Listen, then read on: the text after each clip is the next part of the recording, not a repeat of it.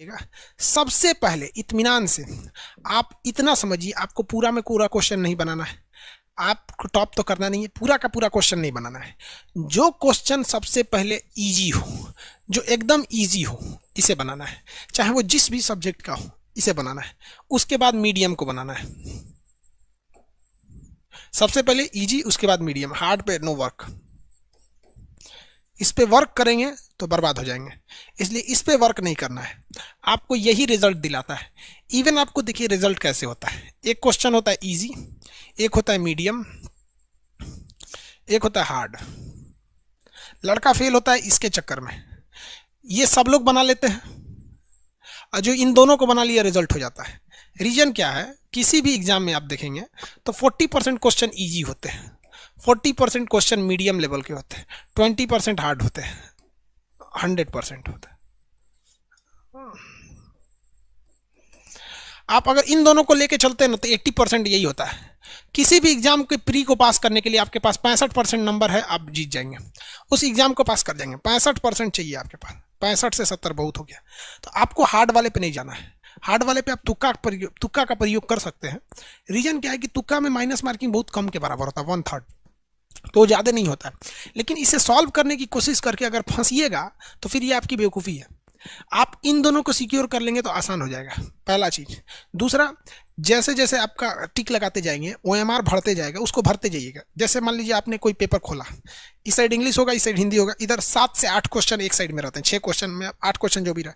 जब ये page solve कर लेंगे तो इसमें जितना सही किए हैं उसको एक बार लगा लीजिएगा कि इस पेज में मान लीजिए 8 क्वेश्चन है और आपने 5 को आंसर पता है, 5 को टिक लगा दिए। ओएमआर लेके 5 को रंग लीजिएगा या टिक कर लेंगे। या ऑनलाइन जो ऑनलाइन वाली एग्जाम होते हैं उसमें जो पढ़ ली है उसको टिक करते जाते हैं। कुछ लड़के क्या करते हैं, एक ही बार पूरा टिक मार लेते हैं, लास्ट में बैठ के रंगते हैं। उनके ऊपर एक एक्स्ट्रा प्रेशर रहता है, लास्ट में कभी वो रंगने के बाद भी छूट जाता है उन लोग का, कभी कुछ होता है। ये सब नहीं करिएगा, दिमाग से प्रेशर हटाइएगा।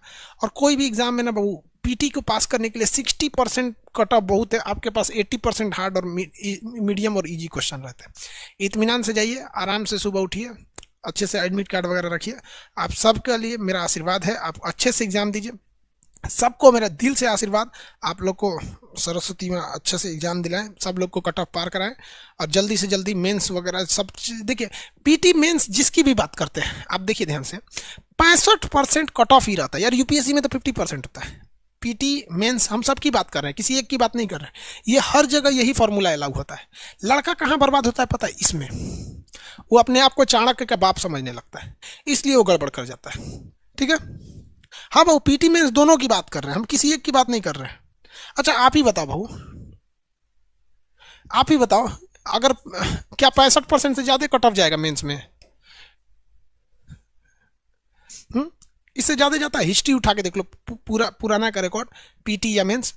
कभी कभी टंग स्लिप हो जाता है यार, इतना कंटिन्यू पढ़ाने के बाद अब दिमाग का कंसंट्रेशन थोड़ा सा बिगड़ जाता है, इसलिए पीटी के मेंस की जगह पीटी बोल दी। इतना ही आता है, किससे ज्यादा आ जाएगा? यूपीएससी में 50% होता है, यही रहता है। देखिए हम सबको यही कहते हैं बाबू कि आप डराने के पे न रहिए। बहुत से स्टूडेंट आपके सीनियर आपको डरा देंगे, वो वही सीनियर डराते हैं जो इनका खुद का रिजल्ट नहीं हुआ। आप किसी भी एग्जाम को देख लो, इसी में सक्सेस होते हो, समझ में गया?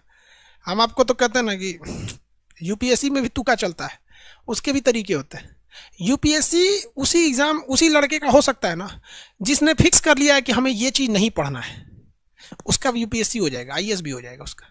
लेकिन उसी लड़के का आईएएस कभी नहीं हो सकता है जो साला ये सोच ले कि हमको सब पढ़ना है, कहीं से नहीं छोड़ना है। उसको कभी नहीं हो सकता। लिख के रख लो कि वो इंसान कभी यूपीएससी या पीसीएस का एग्जाम, चाहे वो बिहार पीसीएस हो या जेपीएससी हो या मध्य प्रदेश, कभी नहीं निकाल सकता वो पीसीएस का भी एग्जाम, जिसने ये सोच लिया हमें सब पढ़ना। हमें नहीं पढ़ना है, हमको नहीं पढ़ना है ये चीज, बस आपका रिजल्ट होगा। रीजन क्या है यार कि 20% के चक्कर में हम अपना 80% क्यों गंवाएंगे? और आपको एक जानबूझ के जान के ताजुब होगा, ये 20% है ना, इसमें अगर आप तुक्का मारिएगा तो कम से कम 5% सही हो जाएगा। बिना पढ़े भी अगर तुक्का मारेंगे 5 इसमें तो सही हो जाएगा, क्योंकि आप प्रोबेबिलिटी निकालिए ना, 4 ऑप्शन रहता है ना, 4 ऑप्शन, तो 4 ऑप्शन में प्रोबेबिलिटी 1/3 की होती है, 5% तो ऐसे ही सही हो जाएगा। हाँ, हम ये कहते हैं कि आप 80 में 80 थोड़ी % सही कर पाएंगे। अच्छे से पढ़िएगा, इसमें कम से कम आपको इसमें 60% तो सही करना ही चाहिए। 60% यहाँ से ले लेंगे, 5% तुक्का से ले लेते हैं, हो जाता है। और दूसरी बात, तुक्का लगाने के लिए कभी भी उस क्वेश्चन पे तुक्का मत लगाइएगा जिसके बारे में आपको कुछ भी नहीं पता है। तुक्का वहीं लगाइएगा जहां आपको दो चीज में कंफ्यूजन है कि ये होगा या ये होगा। ये नहीं कि मार दिए किसी को भी तुक्का, कोई बात नहीं, ऐसे में नहीं, फिर आप फेल हो जाएंगे। आप हार्ड क्वेश्चन में उसको तुक्का लगाएंगे जिसमें दो में कंफ्यूजन है, जिसमें टोटल में कंफ्यूजन, या क्वेश्चन समझ में नहीं आ रहा है कि जो इसी चीज का मतलब कौन सब्जेक्ट का है, उस पर तुक्का नहीं लगाना है आपको।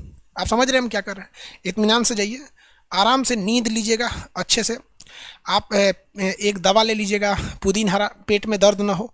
लूज मोशन को रोकने के लिए भी कुछ दवा आती हैं जिससे आपकी लेट्रिन वगैरह रुक जाती है, लूज मोशन। उसको आप, लूज मोशन है या नहीं है, आप खा लीजिए। रीजन क्या है कि जब हम एग्जाम में बैठने जाते हैं ना, तो थोड़ा सा अपने से पेट और गड़बड़